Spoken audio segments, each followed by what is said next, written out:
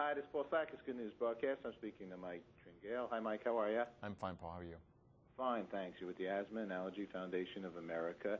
And Dr. William Berger, who's an allergist and author of a widely acclaimed Allergies and Asthma for Dummies book, okay? And we're going to talk about a new survey shows asthma patients have trouble getting their asthma under control despite availability of treatment. Okay, well, that's not good.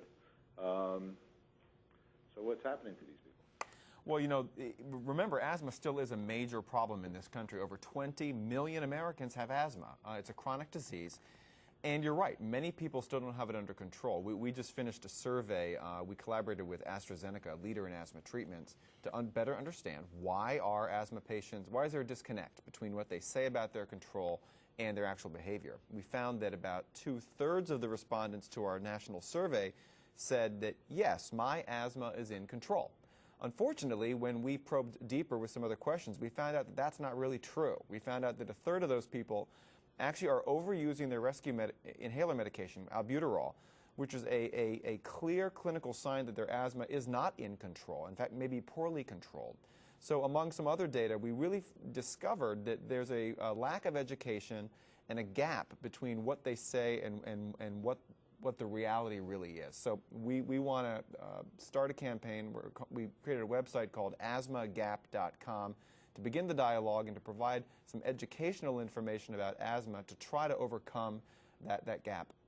I'm looking at the Asthma Gap. I'm looking at the website right now, okay? And there's a map. And it looks like certain states here are a little darker than other states, right? They are. You know, in that survey, in fact, it was a national survey of over 4,000 telephone interviews, a significant sample to look at in terms of comprehensive questions. We also looked more deeply at about 10 other states. So those states that are highlighted actually have more specific data because we actually sampled unique populations in each of those states. So when you go to that website, asthmagap.com, you'll find some national data as well as some local and regional data on those particular areas. But the end result, the final sort of taste it left in our mouth really is this overall sense that asthma patients are less educated than they need to be. And we need to do a better job of making sure patients know where to go, and by that I mean we need to get them to their doctors. Okay, and why wouldn't most out of the 20 million people, how many know they have asthma? I mean, what kind of percentage of people are walking around, do you think, that don't know they even have asthma? Well, you know, Dr. Berger is here with me today on this sort of campaign to talk to people about asthma control, and probably can give you some clinical experience about his own experience in his clinic. Okay, great. Well, the problem that we're running into, actually, is that many asthma patients don't know they have asthma.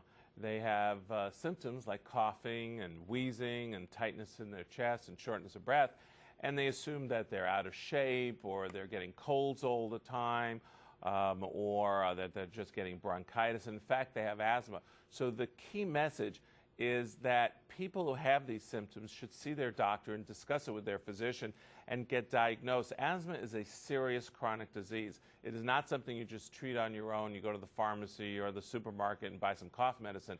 And we want people to know that overusing your rescue inhaler, which is usually albuterol, is not the way to treat the disease. It's like heart disease or blood pressure problems. You wouldn't just take your medicine on a day you're going to have a stroke or a heart attack. You take your medicine on a regular basis to prevent those things from occurring. So with asthma, we want people on controller medications to control their symptoms. One of the medicines that I'm particularly excited about is a new controller medicine called Symbicort.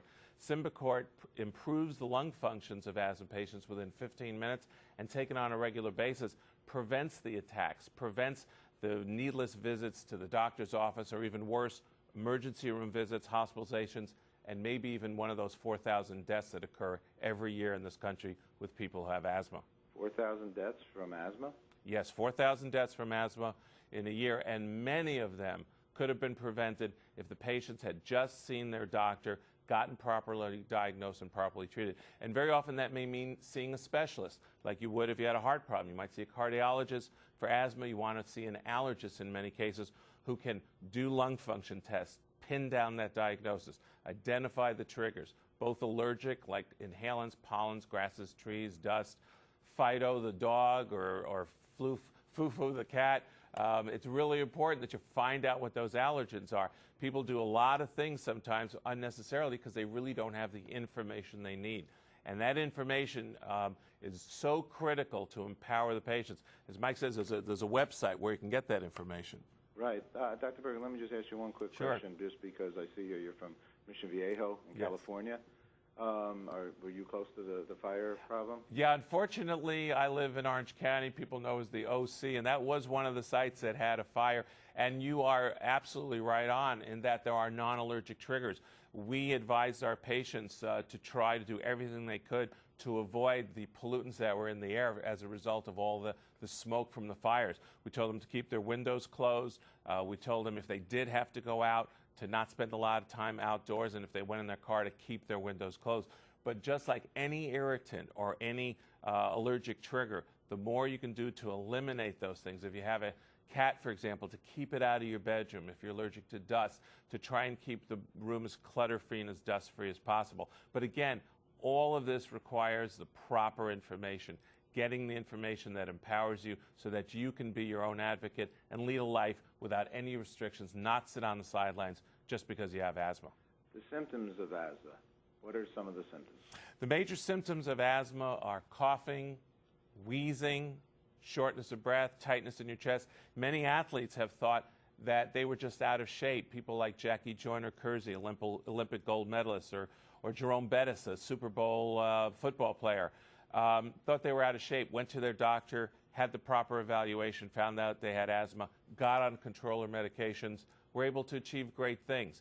So if you're having those symptoms, coughing, wheezing, shortness of breath, tightness in your chest, during the cold and flu season, if you are getting sicker than everybody else, it's lasting longer, you're having coughing and wheezing, you may have infection-triggered asthma.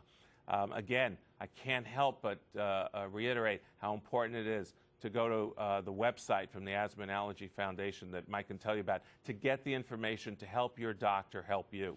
Okay, let's go back to this is the same website that we spoke about before, asthmagap.com? Yes, asthmagap.com is really a portal of information about asthma statistics, some information about asthma symptoms and treatments, but also information about our survey. And we hope people go there as a first step. The second step is, of course, talking to your doctor. We can't emphasize enough that you cannot manage asthma alone. It's a team sport. You really need to get your physician involved.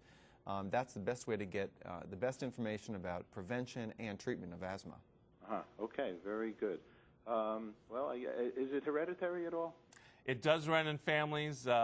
People with asthma very often have a family history. Grandma had hay fever, and maybe Uncle Bob had sinus problems, and little brother Jimmy has eczema or hives. And so people say, how can I prevent asthma? I would say, make sure you pick your parents carefully, because the same parents that gave you your good looks, somewhere in that family may have also given you the allergies or the predisposition towards asthma. But get it properly diagnosed and treated doesn't mean you have to be restricted. You can lead a full and active life. Keep a clean home? Keeping a clean home certainly will help in terms of decreasing your dust exposure. But again, you want to make sure that that is one of your triggers. If one of your triggers is something you haven't identified, then you could clean your home completely and find out it's actually an outdoor pollen that's causing you the problem that's coming in through an open window. So again, I can't help but reiterate, see your doctor, see a specialist such as an allergist, find out what those triggers are, stay on your medication. We certainly want to prevent it, but no matter what your triggers are, in most cases you still need to be on a controller medication like Symbicort that controls the disease, prevents what we call this remodeling, this replacement of normal tissue with scar tissue that can eventually lead to lung function. So there is a downside to not getting treated, and certainly a downside to just using a rescue medication. That's not the way we want to treat this disease. Okay, thank you, Mike. Thank you, Dr. Berger. Thank you. Thank you. Okay.